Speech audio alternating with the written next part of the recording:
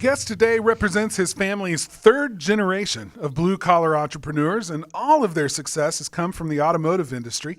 Not only has he grown his own business up over the years, but he's doing what many in his shoes are privileged to do, which is to start helping other business owners become more successful too. So on the web, he's just known as the Blue Collar Guy, and we're glad to have him with us here today on the show. Proud Nation, please welcome to the show, Sam Johnson. Hey, Sam. Hi, guys. Great to get a chance to be on your show. Thank you for having me. Glad to have you, and looking forward to the conversation. So, you represent three generations of blue collar business. That's pretty cool. I mean, Yeah. we talked to a lot of people that got into it for various reasons, but you're kind of grown up in it and come by it pretty honest. So tell us a little bit about your background. So the storyline I kind of give to explain the three generations is when my grandfather got home from World War II as an Army veteran, he took his last paycheck from the military and bought a used commercial grade air compressor to start his automotive repair and small body shop to repair used cars and put them out and, essentially start flipping cars, which became a used car lot and a body shop. And he grew that over the span of his lifetime into a Lincoln Mercury dealership that was in Roseville, California for 50 years. Him and my grandmother ran it. Wow. It was called Frank Andrews Lincoln Mercury. And his oldest son, my uncle, got into the body shop and towing business. My dad became a manager for him at one point. And then my dad bought B&J Body Shop from him with a partner. And my dad did that for 40 years and had a strong presence in California in the auto body collision repair business. And in 1997, after making my rounds around the auto recyclers and the auto dealerships as the parts departments and the different auto glass industry and a couple other industries I worked in, I finally came to work for the family business, actually for my dad's junior partner at the time, and had an agreement to kind of come in, help them with a transitional period, learn some skills. And then the agreement was actually to leave. I had a 6-month arrangement to work for the family business and then leave. And at the 6-month point, my dad's junior partner came back and gave me a proposal for me to stay on and become his junior partner and eventually buy my dad out. So I was been in a partnership with two other gentlemen, one of them being my mentor and my dad's junior partner, and later became my senior partner for about 7 years. And as of this year, I've left that partnership, sold my shares of the body shop, now own our two towing businesses, and in January also launched my public speaking and advocacy business for the trades called the Blue Collar Guy. So that's kind of it in a nutshell. I mean, obviously I'm skipping over all kinds of fun details. Oh, sure. Yeah. Ups and downs, but that's the nutshell of my span so far into my career. And all of it was, like I said, all of it surrounded in the automotive trades and automotive industries. I've worked in the auto wreckers, auto body repair, light line dealership mechanic, dealership parts house, towing transportation. So I've kind of pretty much touched on most all of the aspects in the automotive industry. That's amazing. And I know that in that industry, there's a lot of opportunity, but just like in any of the blue collar trades and skilled trades, there's a hiring issue. I mean, it's tough to find good people. It's hard to find skilled people, but just people in general that are willing to enter into skilled trades and these blue collar industries, there's a bit of a challenge there. And I know that that's something that you care about. It's something that you've seen firsthand and have worked even with other clients and, with what you're doing as the blue collar guy, that are saying, man, that's my biggest challenge. That's the thing I need the most help with. So tell us a little bit about what you're learning out there, what you're finding, and how you're meeting those needs and solving those problems. So I'll tell you a little story. When we were running our body shop, my father actually gets the credit for this. About 25 years ago, he said, guys, we're all done getting applicants brought to us from the education field, meaning the junior high and high school programs are not going to be raising up technicians that when they get out of high school are going to be looking for an automotive job. Those years are done and gone. We need to start creating our own apprenticeship programs, our own technicians. We need to grow our own workforce. And so, way before it was popular, he was bringing young people in and letting them be apprentices next to our journeyman technicians inside of our own walls. And one of the neatest stories is we have a gentleman that still works for the body shop today. He started with us over a decade ago, and he was a former gang member in Sacramento. He was a single father of a couple small children. He came into our shop and literally could not go to the toolbox and find a crescent wrench and a Phillips screwdriver because he didn't know what you were asking for. He'd never turned wrenches. He didn't have any experience, and he was our janitor. He dumped the trash. He mopped the floors. He cleaned up. Eventually made it into our detail department, washed, buffed, cleaned cars. He then was brought over to paint and refinish, and they taught him how to sand and prep and start mixing some paint, start putting down some primers. And then eventually we worked him through every single repair aspect in the collision side of the industry. And eventually I even brought him into my towing company and taught him maintenance repair and composite refinish repair. And now he's a journeyman level technician on every aspect. And late last year was nominated by his peers inside of the shop to become the production manager inside of our collision repair shop. So now he manages all the workflow in the back of the shop, deals with all of the technicians, the refinish, the repair, the framework, the sublet vendors that have to happen, such as alignment and air conditioning and other, stripes and decals and window tinting and all the things that go on with that. And his model to his success is what I deemed the blue collar advantage, is that as he learned the skills with his hands and he was further driven to learn more and more and grow and develop, he's been able to elevate himself of having a wonderful career that supports a family, that gives him, something to go to every day and work. And now he's working on developing his leadership skills and his management skills. And then the beauty of it is because of his background, when we bring the next young guy in, it's almost automatic for him to want to reach out and give that trade opportunity and teach those skill sets. And so that's kind of the pattern that we created. And as I study that and I look at that, I know the formula inside of our own walls to do that.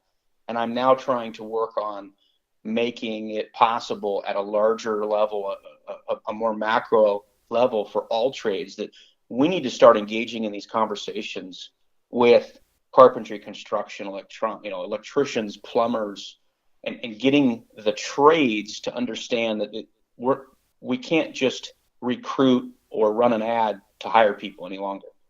You literally are going to have to go out and establish areas of opportunity that are apprenticeship programs and bringing these people in and giving a paid job day one. Now, maybe it's not a very high paying job, but the benefit package includes a formal education inside of that trade to grow them into a journeyman level technician. And we're seeing it. I'm certainly like Lincoln Electrics, that's Lincoln Welders, just made a huge investment in a training facility. And, I applaud that because we're starting to see these trades and these manufacturers understand that if they want to stay in business and they want to stay competitive, that they are now going to have to create the environment that maybe the junior college or these trade schools were doing, that it just simply isn't enough. And then the next level of that is, how do we communicate that opportunity to this next trade coming out of schools? Because they communicate differently, they connect differently, whether it's social media, the way that they socialize, in their own personal lives, or what they look at for opportunities in the work trade is different. It's just a different model. Not good, not bad, simply different. Yep. And how do we connect with those guys? Yeah, which I just wanted to ask you, the business owners that you're talking to, how are they open to something like this? And the reason that I'm asking is I've discussed something like this with several business owners, and I find that the guys that are really forward thinking, using technology, that kind of have a vision for their business, they're like, yeah, we need to do something. They're open. They may not know what to do, but they're searching and trying to figure something out. It seems like the older generation, the baby boomers in my generation, to be honest with you, A lot of those guys are like, yeah, no. So what kind of responses are you getting from the owners? Well, it's interesting. I tend to be a guy that kind of likes to play devil's advocate a lot. I can tend to, Awesome. I can kind of push back on people, and sometimes not always in the most favorable way. But like you, Taylor, I've experienced where there's both sides. There's people who have been in the trades a long time, and they have a bit of an old school mentality that, well, gosh, I ran an ad, the guy showed up, and the interview was miserable, and I just there just isn't anybody to hire. And the interesting thing about that is, I know that that's just simply not true. In running a towing company and the minimal amount of wages that this industry affords, unfortunately, I was still able to recruit and hire amazing people. And it wasn't about me, and it wasn't about Sam Johnson having this talent in hiring. It was that we created an environment that gave opportunity, and we rewarded our internal staff for recruiting additional teammates. So we created this environment that helped grow the message of the opportunity to come work for us. Not just, here's the ad, interview, show up, and go away. Mm-hmm. And so, and again, like you say, there's a heating and air conditioning company that's here in their local, and they're a booming company, 150 trucks, nearly 300 employees. And they are very progressive in their mindset, and they've embraced this many years ago. And I spend a lot of time, we're one of the service providers, vendors that supports them. And I always admire how they tap into new state-run programs, rehabilitation programs, skill set retooling programs where, they're bringing in 20 people or 25 people as a recruiting mechanism, and they run them through a vetting process. And at the end, they only have 4. Mm-hmm. But they have 4 really qualified, engaged, well-vetted employees. Yeah. And then they put them inside of a team of people who also had to go through that type of vetting process.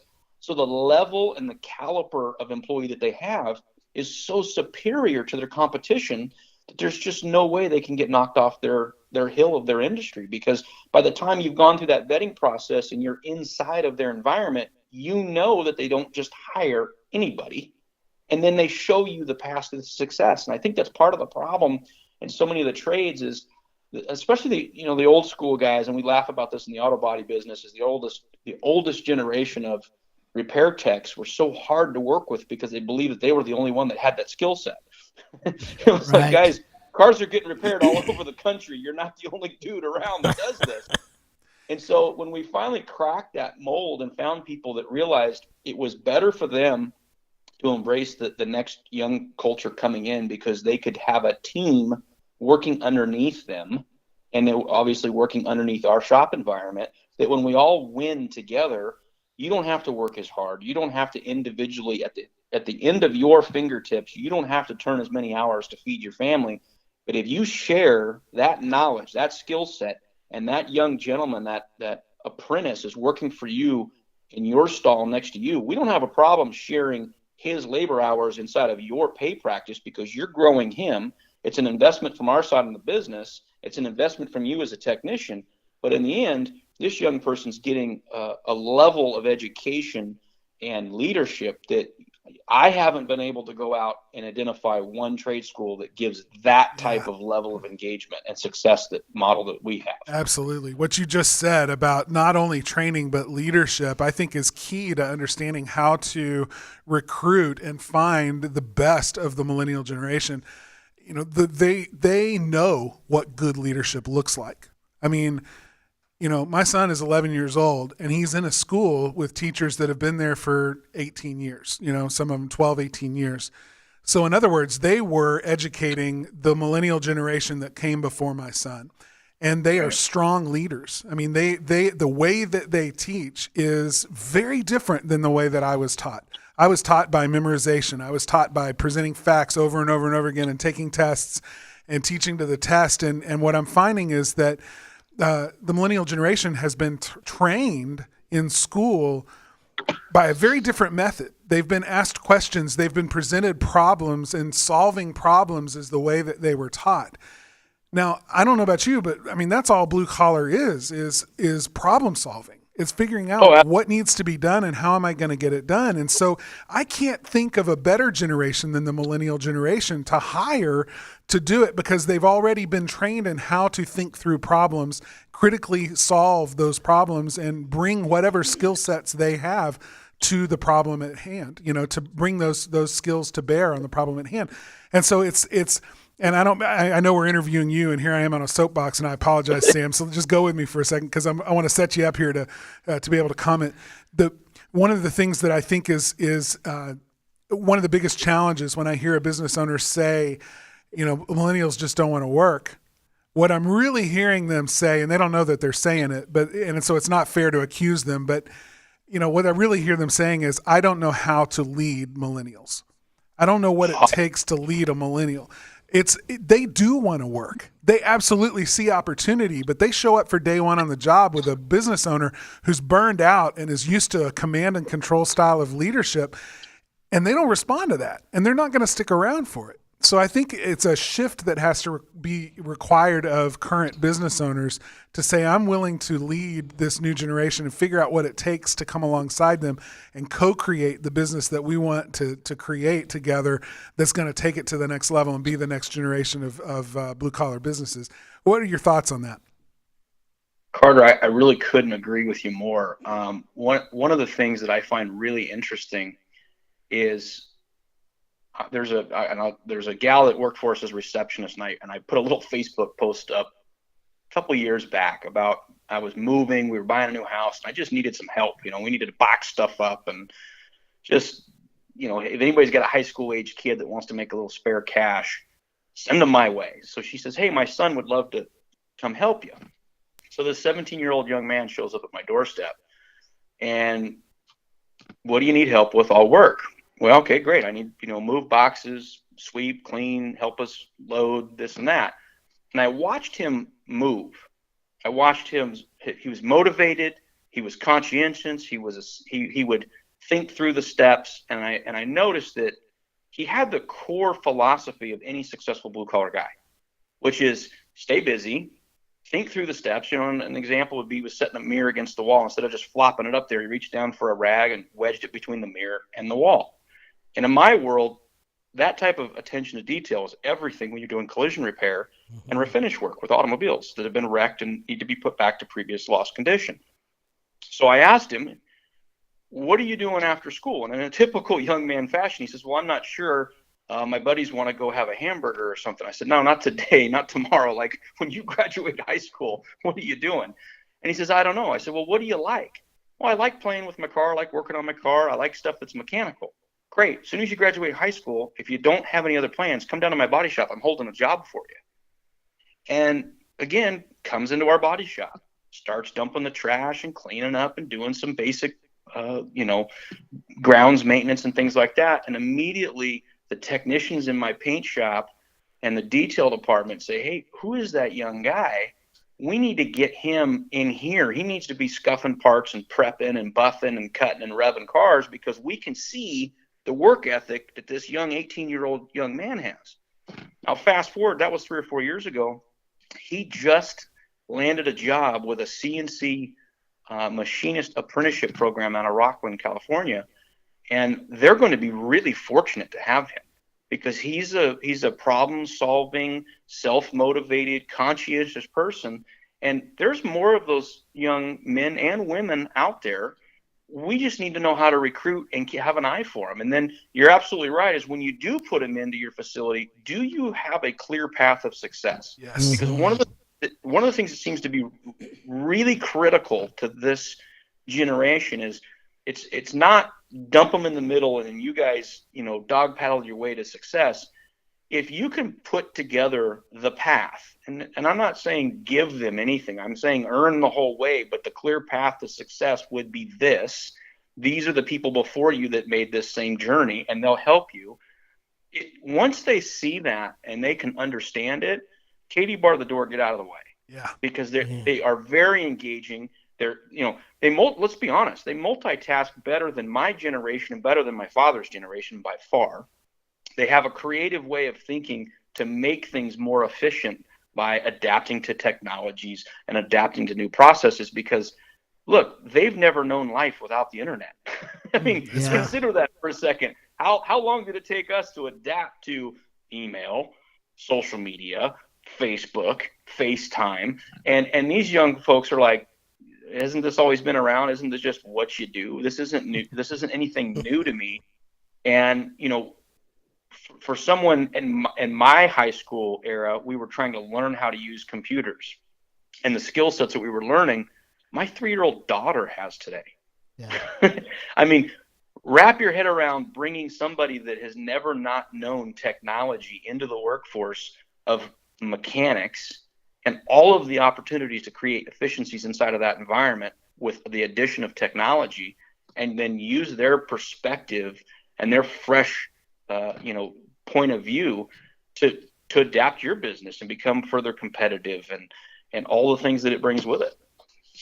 I think it's such a key. I'm sorry. Go ahead. No, I was just going to say, I mean, I think all that is just absolutely right up the alley that we've talked about on both sides. But I want to ask you, with your mission of what you're doing. I mean, you just let go of a really, part of your business, from what I understand, and are just now gone back to just doing the towing business. So how has your transition been as a business owner into the education piece and speaker? Tell me a little bit about how that's going, because we know people that have gone through that path or in the middle of that as well. And I think that would be interesting to just hear a little bit about where you are and where you're going and headed, and because I want to follow you. I want to keep up with what you're doing. So I'll back up a little bit and give you a little more detail about my day job, as I call it, or my real world job. So I had the body shop and towing businesses as a partnership, and we had a relationship with someone you're probably well aware of, AAA, for 50 years. And in March, they disconnected and canceled that relationship with us. Ooh. I was already in negotiations with my partners to do a buyout. And to give you an idea of what that looks like inside of our business, we're about a $5 million a year towing operation. We did about 60,000 service calls for them a year. We were one of 4 operators that serviced the entire Sacramento market. And they were 80% of my business in my towing operations. So literally overnight, March 31st was at midnight was the last call that we ran. And April 1st, I had 80% of my book of business removed. And that was this year. So unlike like I was mentioning, unlike some of your guests where they talk about the story in their past of where they had to retool and reorganize and rebuild, you're talking to somebody who literally is in it. And Going through it. I'm going through it. And so we went from 32 units out on the road, 60 employees in the tow companies, to 8 trucks on the road and 14 total employees. And that's where I sit today. And the transition has been probably the best education that I've had, and the most personal growth in the last 10 years happened in the last 10 months. So it allowed for a lot of opportunity. It's not fun. It's not easy. Most people thought we were going to go away. I had many people tell me, so what are you going to do next? Because they thought that the businesses were going to close its doors. I'm here to tell you that we're not closing our doors. We are still successful. We've taken our average transaction, so we've more than tripled the rate we charge per transaction. So when we were doing business prior, we might have received $58 on an average service call transaction, and today we're up over $155 per service transaction. So we've changed our business model for a low volume, high profit. Obviously, there's an opportunity in being able to handpick the elite of your 60 staff to create the powerhouse team of 14. And I have an amazing team of people that surround me that have weathered the storm with me. I was really fortunate, with the exception of maybe 1 or 2 employees. I had every single employee that left me another job starting the day they left me, and they all transitioned with me. They all worked until the very last day. and started their new jobs in the month of April. So nobody abandoned me. And it has really allowed me to go out and further freely market my business and myself to the open world. Because in those relationships, when you do that kind of business model, there's exclusive, you have an exclusivity agreement that you only work for that particular service provider. And so now I work with multiple different service providers. I've been working very, very closely with a company that is now gone public in the last month that they're going to launch a tow app, essentially kind of like the Uber for towing. And we're going to launch nationally, and it will be the go-to source for roadside service in the next 18 to 24 months. Brilliant. Yeah. So I've been able to consult with them since April and do some further things. And I never could have done those things had the business model not changed. So it's amazing how you get all these hurdles and challenges thrown at you. And my wife looked at me, one morning going to work and said, "Have you ever thought about just getting the 9 to 5?" And as quick as she asked the question, I spun around and said, "Nope. I love you. Got to go." Yeah. I'm a lousy employee. Yeah. And since I was in junior high, I've always said, my teachers used to ask me, "You're not doing good in school and you don't get good grades. What are you going to do when you grow up?" I said, "I'm going to be a business owner."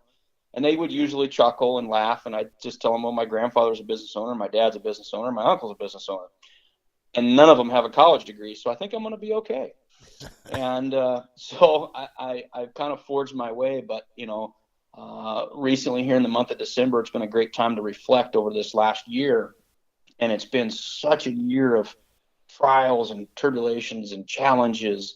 And every time you overcome those challenges, you have furthered your skill set. You have furthered your, intestinal fortitude to withstand the pressure. You have had to be more creative. Before we did the transition, and it's embarrassing to say this today, but we never used to market retail sales. And since May, I've grown retail sales 65%. They're 50% of my total book of business now, which is incredible because they pay at the time of service. It helps your cash flow. It's the highest profit margins you can receive in this industry. And my folks excel at it because we provide excellent customer service. And so our Yelp reviews, our Facebook reviews, and our Google reviews are all robust with positive feedback from our customer base. And now we're leveraging that as an opportunity to differentiate ourselves from our peers in our industry, and push ourselves ahead and be the front runner here in our local community. So it's been something that, like I said, it's challenging. And I don't know that I would describe it as fun. And I hope I don't have to go through this year again in my career. But at the end, I would be remiss not to address all the blessings it's brought into my business and to my life. And there's these new opportunities now with this, like I say, the app and some other things that I'm working on that I simply couldn't have done before. So all things happen for a reason. I'm one of the guys that's just so damn stubborn. I just won't quit. Yeah. And I think that's a secret to my success. It's not genius. it's certainly not, this amazing talent. It's just the sheer bulldog fight of just saying, I'm here today and I'll be here tomorrow. And then when they ask you, well, after tomorrow, then what? I don't know. I'll let you know tomorrow, because then that day will be, I'm here today and I'm going to be here tomorrow. And there's been several weeks through this year that have been that kind of dogfight day to day and throughout. And as you progress and you get those challenges under your belt, you get to look up a little further down the horizon and start forecasting for total recovery. And then which direction do you want to go with the business, and what do you want it to look like? And, who do you ultimately want as your customer base? And so, and I enjoy that stuff. I love having ultimate control of my business, and then ultimately being able to empower my people and really reward the skill set that they're the best at. And we were really great at customer service. And now, with being so immersed in the retail environment, they're constantly getting the positive accolades from the customer base, which just fills them up, which fills me up. And so it's a much more positive environment, and it leads for some great opportunities. So absolutely. When you've grown something to $5 million, you kind of think, okay, this is what we do, right? This has got us these are the things we've done that have gotten us to where we are. And so you start closing doors behind you. You start thinking that this is all we can be. This is what got us successful. We can't abandon this and walk away from it because that would be too scary.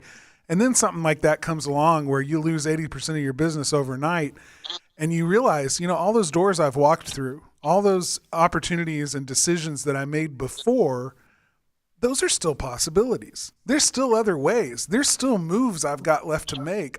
This isn't the end of anything. It's just a point at which I get to pivot and make different decisions and rebuild.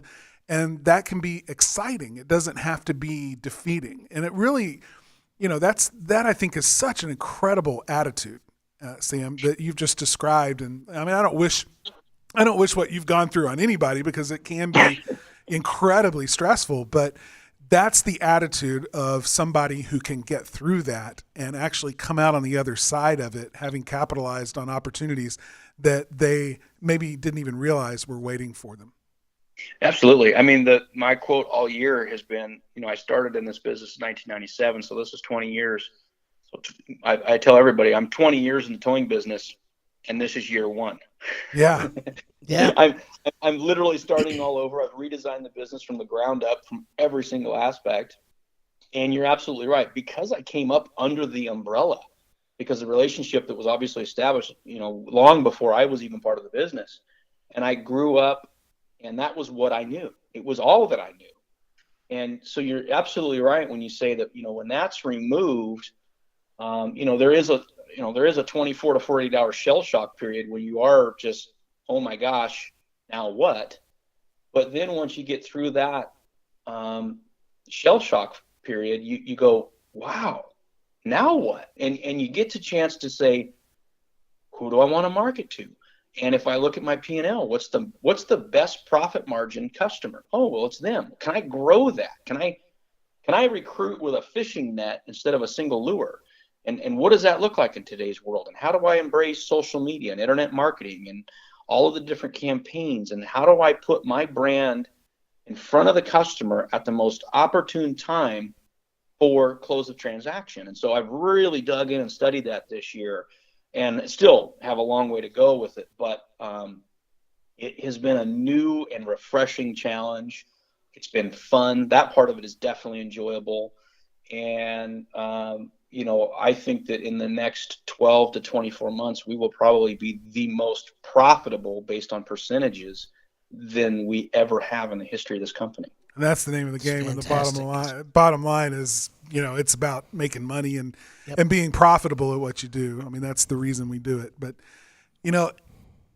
I want to stay in touch with you, Sam. And I'm looking at the time, and I know we've got to wrap this up for this episode, but you've got a great story, and you obviously have some amazing takeaways to bring and things to help our audience grow. So can we connect again?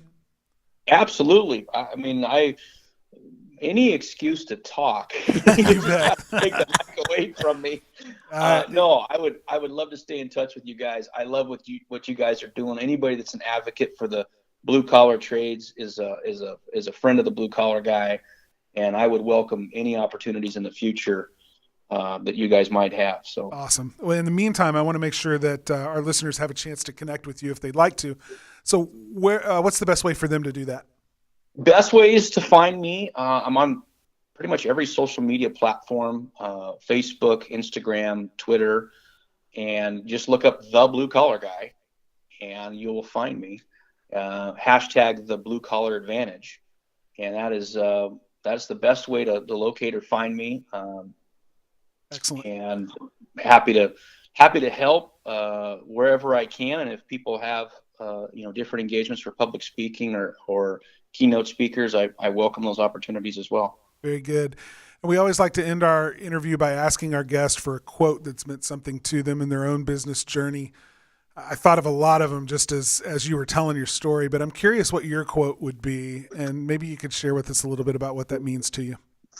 I use quotes all the time in meeting with my staff and encouraging and team building experiences. But for this year and for where we're at, for what we've done, I don't think there's a more appropriate quote than one from the great Henry Ford, which is whether you can or you can't, you're right. One of my favorites. Yeah, and we, again, going over the last 10 months, it has become a matter of how are you going to do it? And the response is, I don't know, but I am. Yep. and and if I had to go back and completely recount every single move I've made this year, I probably couldn't because it was moving so quickly. But at the end of the day, the mindset never changed. The day that I received notice and I knew that the unwind was coming, my first words when receiving the letter were, well, I guess we're going to find out what we're made of. And we've taken that same approach, and it's not me, it's definitely my team that has embraced this and weathered the storm. And every day we come in, good, bad, and different, it's been, we're going to be here tomorrow and we're going to be better tomorrow. And we've certainly done that. They've done it. And like I said, at the end of the year, it's made for a pretty interesting final result, and we're just getting started. That's awesome. It's fantastic. Sam Johnson, thank you for bringing it today, for encouraging us and inspiring us with that story. And I look forward to many more conversations. Thank you, guys. It's great to talk with you on the phone, and I look forward to a future relationship of being able to keep in touch and keep tabs. And I look forward to listening to your podcast so often as I do on my way to work every day. Thank you, sir. Thank you. We appreciate it. Take care.